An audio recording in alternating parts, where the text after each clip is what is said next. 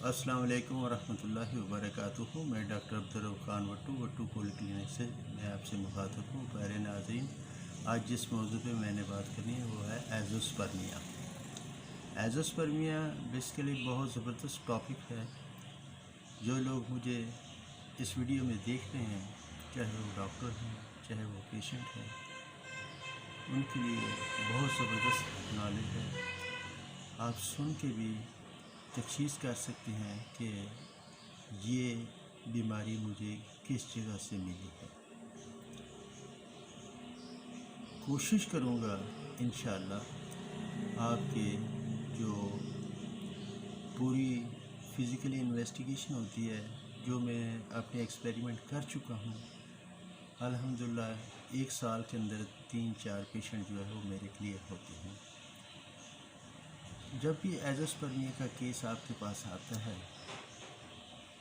या कोई एज़ोस्पर्मिया का केस होता है, सबसे पहले कि उसको 1 साल एक कपल को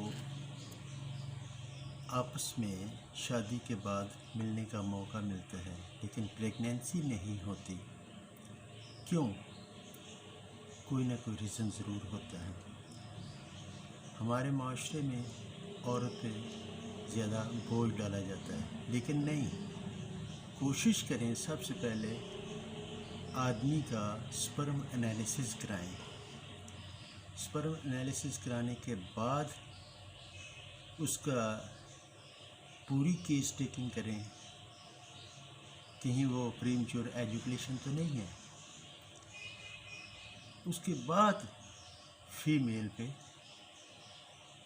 तवज्जो दी जा सकती है।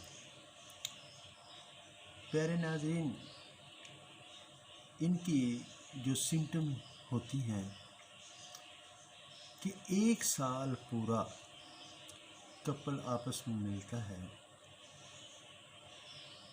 लेकिन प्रेगनेंसी नहीं होती। उसका कोई मेन रीज़न ज़रूर होगा। जब आपको पता चल गया है कि इसका एज़ोस्पर्मिया है, उनकी कोई रीज़न होता है। उसके बाद हार्मोन्स प्रोफाइल जो है वो चेक करवा सकते हैं। शादी से पहले भी करवा सकते हैं। आपको पता होना चाहिए कि मेरे हार्मोन सही आ रहे हैं या नहीं आ रहे। मेरा जो स्पर्म एनालिसिस है ठीक है या नहीं है, ये शादी से पहले भी करवा लेना बेहतर होता है। इसलिए कि बाज़ केसेस मैंने देखे हैं कि बचपन में कान पेड़े मॉम्स, जिसको हम मॉम्स कहते हैं, वो निकलते हैं, जिसका रिएक्शन टेस्टिस पर होता है। माँ बाप तवज्जो नहीं देते, लेकिन वो बिगड़ जाता है, जिससे जवानी में पता चलता है इसको मॉम्स बचपन में निकले थे। अगर उसकी वैक्सीन ना दी जाए, नसूर्स ना दिया जाए, तो फिर लाइफ टाइम जो है वो एज़ोस्पर्मिया का केस हो सकता है। उसके बाद टाइफाइड बुखार, आंतड़ियों का बुखार क्रॉनिक हो जाए, पुराना हो जाए, जिसकी वजह से भी एज़ोस्पर्मिया के केस मैंने देखे हैं। ट्यूबरकुलोसिस, आंतड़ियों की टीबी, चेस्ट ट्यूबरकुलोसिस, छाती की टीबी, इससे भी बाज़ औक़ात पेशेंट जो है वो एज़ोस्पर्मिया के केस में मुब्तला हो जाते हैं। उसके बाद हाँ, अगर ज़िंदगी में टेस्टिस पर चोट लगी हो, सोजश हो गई हो, उससे भी जो टेस्टिस की वेनें हैं जहाँ पे ब्लड सप्लाई होता है, चोट लगने से बाज़ औक़ात क्लॉट्स बन जाते हैं, वेरिकोसील बन जाती हैं, जिससे भी स्पर्म जो है وہ انکریز یا ڈیولپ نہیں ہوتے اور ٹرانسفر نہیں ہوتے۔ بعض کیسز میں نے دیکھے ہیں جو کہ ہائیڈروسیل فوتوں میں ٹیسٹیز میں پانی آ جاتا ہے، جس کی وجہ سے بھی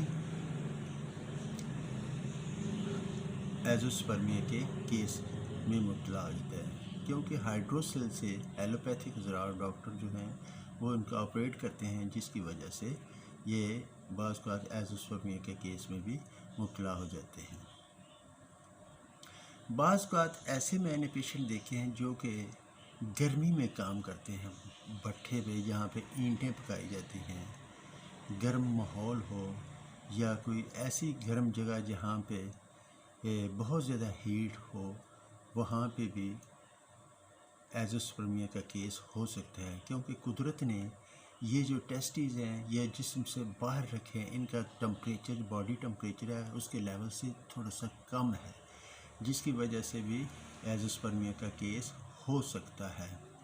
پیارے ناظرین، بعض کیسز ایسے ہوتے ہیں جو کہ سوزاک، کرونک سوزاک سفلس کا مریض ہو، وہ بھی ہو سکتا ہے۔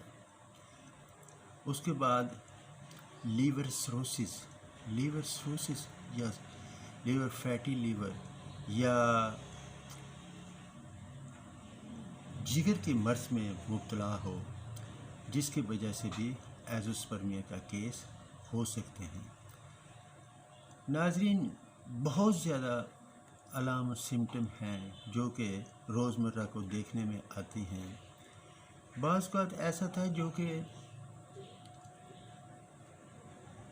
دفتروں میں کام کرتے ہیں، لیپ ٹاپ پر وہ گود میں رکھ لیتے ہیں، بعض اوقات رات کو اسٹڈی کے دوران یا اپنے بیڈ پر گود میں رکھ کر اپنا لیپ ٹاپ استعمال کرتے ہیں، جس سے بھی بعض اوقات ایزوسپرمیا کا کیس ہو سکتا ہے۔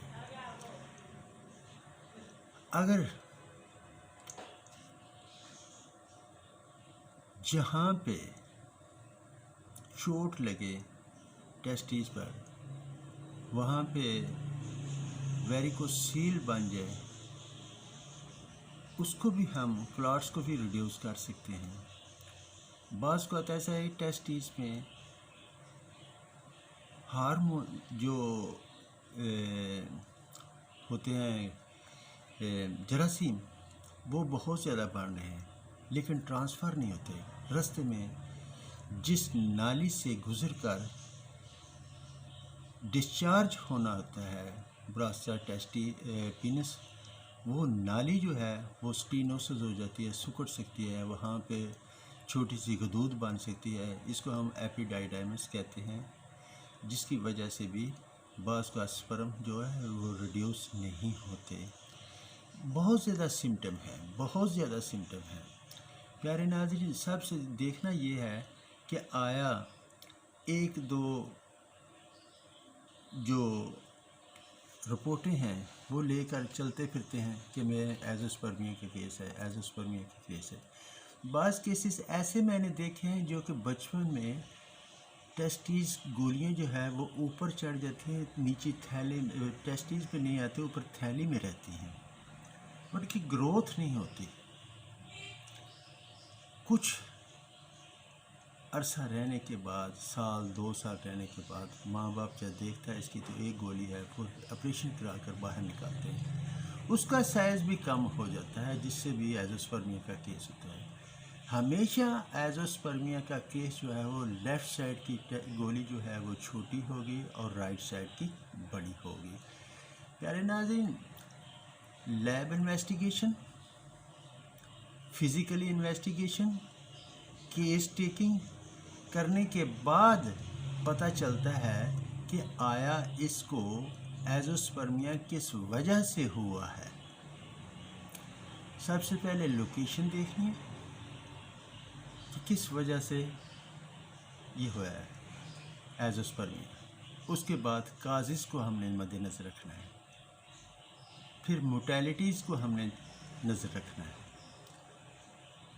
ہر چیز کو مد نظر رکھتے ہوئے جب کسی کیس ٹیکنگ کے بعد کسی نتیجے پر پہنچیں گے تو انشاءاللہ اللہ کے حکم سے آپ کا ایزوسپرمیا جو کیس ہے وہ کلیئر ہو سکتا ہے،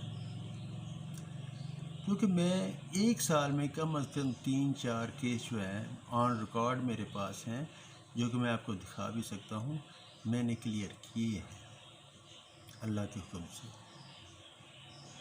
تو چلتے ہیں میڈیسن کی طرف۔ کچھ میڈیسن میں آپ کو بتاتا ہوں، ڈاکٹر حضرات کے لیے بہت زبردست نالج ہے، کوشش کر کے دیکھ لیں، اللہ تعالیٰ سب کو اپنے حفظ و امان میں رکھے۔ تو سب سے جو میری ویڈیو دیکھ رہے ہیں ان کو چاہیے کہ وہ میرا چینل بٹو پولی کلینک سے یہ سبسکرائب کر لیں، بیل آئیکن بٹن کو پریس کر دیں اور لائک بھی کر دیا کریں اور شیئر بھی کر دیا کریں، ہماری حوصلہ افزائی ہوتی ہے۔ اور جو آؤٹ آف کنٹری پہ ہیں وہ میرا اسکرین پر نمبر دے کے مجھ سے ان باکس اور واٹس ایپ پر رابطہ کر سکتے ہیں۔ چلتے ہیں میڈیسن کی طرف۔ میڈیسن سب سے پہلے ایکس رے، تھوجا ایتھوزا، اس کے بعد selenium, cadmium, vanadium, zinc met, calcarea fluor, 6X، اس کے بعد اشواگندھا کیو۔ یہ چند میڈیسن میں نے آپ کو بتائی ہے۔ Selection of medicine according to sign symptom آپ نے کرنی ہے، ادروائز امپاسبل۔ اس کا جب تک آپ نصوص نہیں دیں گے کسی بیماری کی جو آپ نے کیس ٹیکنگ کی ہیں، اگر وہ ٹائیفائڈ ہے تو ٹائیفائڈ دیں، اگر کان پہ ممس ہے تو ممس کی آپ نے میڈیسن ضرور دینی ہے، اگر ٹی بی ہے بچپن میں ہوئی ہے یا کسی قسم کی ٹوبرکلوسس آپ نے اس کا نصوص جو ہے لازمی دینا ہے، اگر اس کو دینا ہے کہ کرونک سوزاک ہے، سفلس ہے، اس کو آپ نے اس کا نصوص ضرور دینا ہے، اگر لیور سروسس ہے اس کی آپ نے ٹریٹمنٹ کرنی ہے۔ اکارڈنگ ٹو سائن سمٹم آپ میڈیسن یوز کریں گے تو انشاءاللہ آپ کا جو کیس ہے وہ امیڈیٹلی کور ہو سکتا ہے۔ پیارے ناظرین، یہی تھا آج کا میرا موضوع، سمجھانے کا مقصد۔ دعاؤں میں یاد رکھیے گا، اللہ تعالیٰ آپ کو اس رمضان شریف کے صدقے اپنے حفظ و امان میں رکھے اور سب کو اللہ تعالیٰ شفا عطا فرمائے۔ تو چلتے چلتے السلام علیکم ورحمۃ اللہ وبرکاتہ۔